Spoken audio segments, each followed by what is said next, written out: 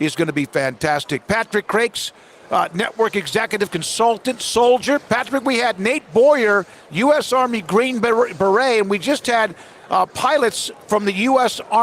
Air Force Thunderbirds. I thought we'd share that with you today. That is fantastic. I saw the special operations soldier on your Twitter feed. That's fantastic.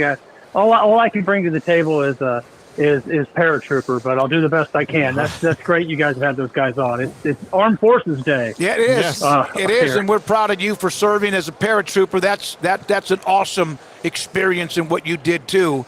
So when yesterday's story came out, I think most people probably didn't know exactly when it was going to come out. You've discussed this with us before. Bob Thompson brought it up as well.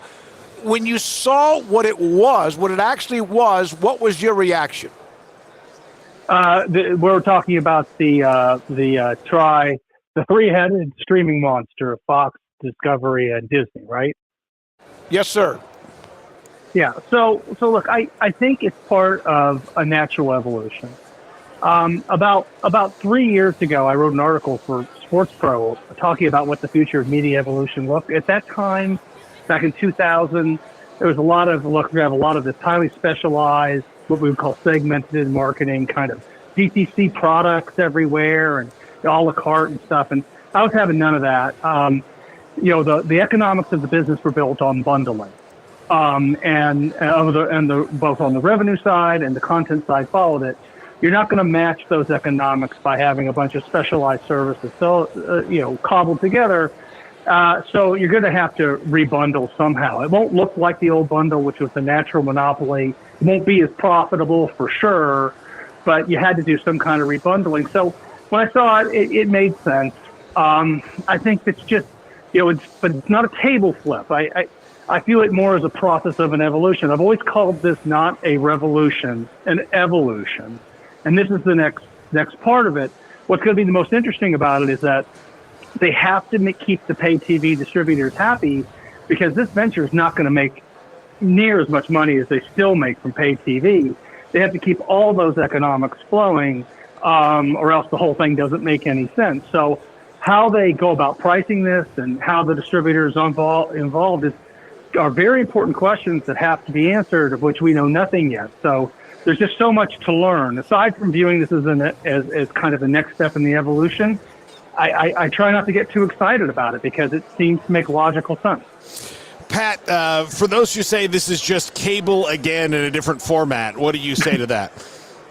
Well, it's not cable again because it doesn't have any ability to scale while it's still forcing prices upon people and customer commitment. So it does. It's a rebundling of content, an attempt to try to provide more value to subscribers, but it's offering a route to a significant amount of sports content, although not everything, on a digital platform, right? So consumers now have a lot of different places to get this. It doesn't offer every sporting event. I mean, the cable system gave you every sporting event. This isn't cable. When people say that, it's just not cable. It doesn't give you everything. Cable gave you everything. That's why it scaled. And this isn't going to give you everything. So it's not cable. It's a digital content offering alliance that isn't, my understanding is it's not going to have everything on all these channels on it, by the way. So there's another detail we have to find out. I would imagine most, but not all.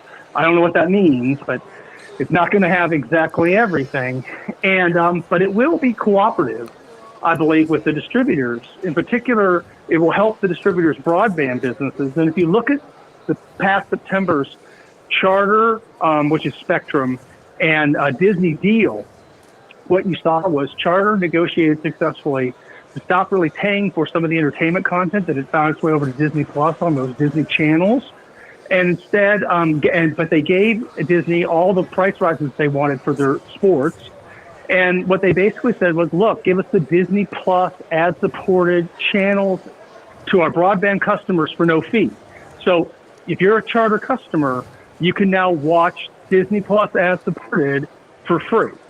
And that kind of cooperation with the distributors is what I would suspect that they will, that this alliance, right, it's going to have its own organization own CEO will look to negotiate with, while at the same time keeping all the economics that flow from regular pay TV for sports. You'll keep that spigot on for all three companies. How much do you think what was released yesterday as one would cost? What would be a fair price in your opinion, if you could even get to that point, or how much do you think it will have to cost for them to get what they need to, and also the consumer doesn't feel like, oh my God, here's another X amount of money? Yeah, I think that, so first of all, no consumer is going to have this. It's going to be non-exclusive. So there'll be other ways to get this content, including have a traditional pay TV bundle. But the real way to answer that question, Smokey, is to talk about the difference between bundled pricing and unbundled pricing. A lot of people hear about what cable channels cost, right? An RSN, for example, typically costs $6. ESPN is $10, now on its way to $11. Those are bundled prices. They're wholesale prices that are offered because you get this giant package of content that subsidizes and builds each other. When you break out those individual channels on their own, if they were standalone on a retail basis, they're much more expensive. The tell in that is, for example, Nesson Plus, which is the Red Sox RSN. That offering is something called Nesson Plus. It's a streaming option. For the Red Sox, it offers the same identical content that Nesson does inside the RSN footprint. It costs $29.99 a month for about 140 Red Sox games, no playoffs. None of the games on regular season games on national networks. That's the unbundled price of Nesson Plus. And the reason why they priced it that way was because if the pricing is competitive with the bundled price of Nesson inside a pay TV bundle of about $8, $9, the distributor has the unequivocal right to turn off the money spigot immediately. So you can't price it without the distributor's permission at anything other than the unbundled price. The closer you get to the bundled price, the more it's likely the distributor is going to kick you in the teeth and cut off 100% of the economics that pay for everything. And it all comes from pay TV. So when we talk about what this is going to be priced, the question about distributor cooperation is key. If the distributors are on board with this, then it can be priced closer to the bundled price. I've seen some people suggest $30 a month. That might be, the bundled price for all of us together. It feels a little low because remember, we've got content from ABC on Fox on here, and those retransmission fees alone for those two broadcast networks are about on their way, or $8, $9 a month. So that's $18 right there. But if it's unbundled, I did an estimate for a client of an informed one of ESPN. I came up with on its own $65 a month. So I just don't, that question is not really about what's fair. It's about how the distributor wants to cooperate with this entity, with this new venture. And the pricing will have everything to do about whether the distributor is a part of the upside in the scaling of this business, or whether they view it as something they don't need to participate in. And that'll be the tell about whether the distributor is on board or not. If it's priced unbundled or close to unbundled, it won't scale. It just doesn't have any chance to scale it. Nesson Plus is not designed to scale. Neither are the Bally Sports RSN DTC products at $19.99. They're really effectively marketing for a pay TV channel bundle. So my expectation is the distributors will cooperate with this. The Disney Charter deal kind of shows us a way for that to happen. I called that at the time a re-imaging of the pay TV bundle. But there's no guarantees here that out of the box they'll be able to negotiate that. So, what's fair is beside the point. It's what makes the business work and keeps the economics from pay TV flowing while you attempt to try to build these new digital businesses. Pat, do you expect that if this is, in fact, as successful as they want it to be, that maybe other people would want to join in? I mean, this is three companies that don't normally work together on things, but they are here in this. Could Peacock get interested? Could some of these other ones join this gigantic streaming service that we're going to have? Yeah, so there's a couple things there. So first of all, I don't know that we know what the definition of success is here. Yeah. Somebody called this the winner's bundle. I'm calling it the staying alive bundle because it feels like the best we can do is kind of preserve the status quo. Forget about going back to growth or even getting back to the economics of the past. I don't know if that's possible because the natural monopoly pay TV bundle is gone and not coming back. So it's a different era. But if it's successful, first of all, Disney and Fox do cooperate. We cooperated on content that we held as partners jointly. When I was at Fox, my programming group did that with the ESPN programming group and in other ventures. In Asia and Latin America, there were joint ventures with ESPN. There still, I believe, are a couple in Australia. I could be wrong.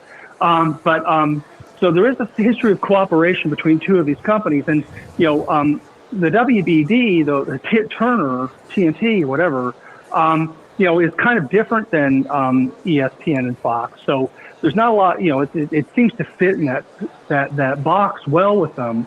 But there's cooperation between Fox and ESPN. When it comes to NBC, NBC is owned by a pay TV distributor. And that would seem to, create more obstacles to their cooperation with this. Or maybe their feeling is they don't even have to cooperate. And then Paramount is going through what I think is probably a year to 18 months, just complete restructuring of what's happening over there. I don't know if they're prepared to do any of this at the moment. So could you eventually see, though, a way to rebundle all the content? Yes. And I think that we move to a place in the future where it's possible to get everything together under one kind of maybe bill or one kind of set, but I don't know there's any way to unify all the content again. Remember, that old pay TV bundle unified all the content you wanted to see. And it had a one bill, expensive, but it was in one place, and everything was in one place in one bill, and you could turn it on, you could find stuff using that really bad EPG everybody hated, but ended up turning to be the best way to discover content, which is the irony behind all of this, right? Mm-hmm. Then everybody wanted this. Now it's all been hit with a sledgehammer and it's like been spread out everywhere. Putting it all back together to cooperate, even if something's successful, is going to be very, very hard because of the pricing, the scaling question. And I think that in the long run, the real answer is that era of getting everything in one place for one price on one bill is over. Yep. And we're going to go back to the early era. If you guys remember back prior to 2000, not every game was on TV. And certainly not every game was on pay TV. And I think that consumers are going to have to pay more for the content they want, and they're going to get less of what they want because you're just not going to get everything unless you're prepared to pay. Yeah, we've been I spoiled. think that's just what the future looks like. We've become very spoiled with getting what do you mean the game's on ESPN Plus? But at least it's on ESPN Plus or whatever it might be. Alex Sherman's a media reporter. He said Bob Iger announces ESPN Flagship D2C product will be launched in the fall of 2025, maybe as early as August. Yeah. I mean, that'll be another consumer option for folks who want 25% of all the sports media content. Mm-hmm. So, I think that that's necessary to do, but anyone expecting that to be a replacement for what we had, and we had all the content together in one place, nobody really expects that. All these DTC products and ideas are necessary part of this distribution of this evolution because you're trying to preserve the declining economics from the pay TV bundle while you're trying to build new businesses. But the problem is that the new businesses are enormously unprofitable. Disney boasted in their earnings call today, that they went from losing about $1 billion something last, comparable quarter a year ago, I think, to only losing $250 million. I think by my count, they've lost $16 billion in 3 years on streaming. And the solution to fixing that problem is to not spend any money. So they're not investing in the business. Yeah. That's what everybody's doing to fix it. It's an entertainment side problem, but now it's becoming a sports side problem. So at the end of the day, you should launch all these things to give consumers choice. But the question is, how do you bundle them? What do you price them at? We're still not anywhere near to figuring out this business model, just so that it's consistently break even and you can pay the content providers what they want, because the stable revenues are gone, right? We don't have those anymore. And so we have a content cost revenue mismatch.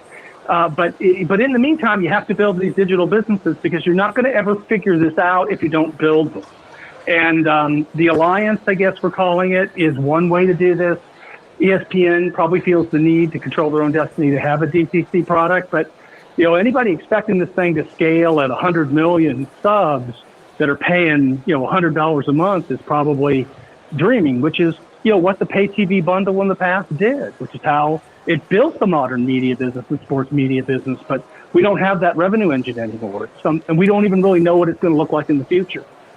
I got a question to wrap it up. And Patrick, we always appreciate it. By the way, on the Super Chat, thank you to the paratrooper from Kim.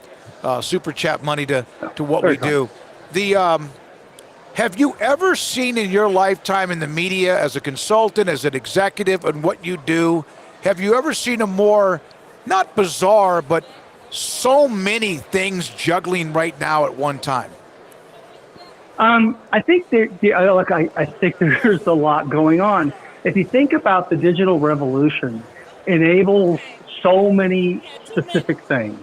It's done that with media, but it's also done it in a way that makes everything less valuable. We used to have this, when we were going through this transition in 2000, we used to have this joke at Fox because it was something that we did. How do you make $1 billion disappear? The answer is buy MySpace, and which we did, right? And we used to talk about analog or linear dimes becoming digital pennies, and it seems that unless you have some kind of quasi-like monopoly, like Google and search, or Facebook and social sharing, or Google, if you don't, or Amazon in online retail sales, right? It's hard to really get a lion's share of what economists call consumer surplus that in the old world used to be shared kind of 50-50 between the business and the consumer. The consumer in the digital world gets like 90% of it. 95% of it. It's been great for consumers so far, but it's been challenging for businesses. So these businesses are all predicated upon, natural monopoly economics. The media business rests upon that. We don't have those anymore. So the digital, the options and flexibility of digital, which are great for consumers, are coming, creating a real lot difficult for media businesses that, are really rooted in their cost structures and the revenue expectations in the past that doesn't exist anymore. So how we evolve going forward the next 5 years are going to be fascinating, because at some point the content costs have to match the revenue, but at the same time, these things all have enormous value. You just have to figure out what the model is. So yeah, it's a crazy time for sure. Patrick, do you ever actually attend a Super Bowl as executive or as a network guy or anything like that? Yeah, I've been to, I can't remember, 10 or 12 Super Bowls as a network executive in some form or fashion. So I've been to more than my fair share. That's what I thought. I just wanted to ask. Thank you, sir, for your advice, insight, knowledge. Appreciate you trying to help break all this down for the consumer and those who watch our show. Thank you so much, Patrick Crakes, again, executive, consultant, soldier, paratrooper. And he tried to downplay that. Okay, that's awesome. That's an awesome part.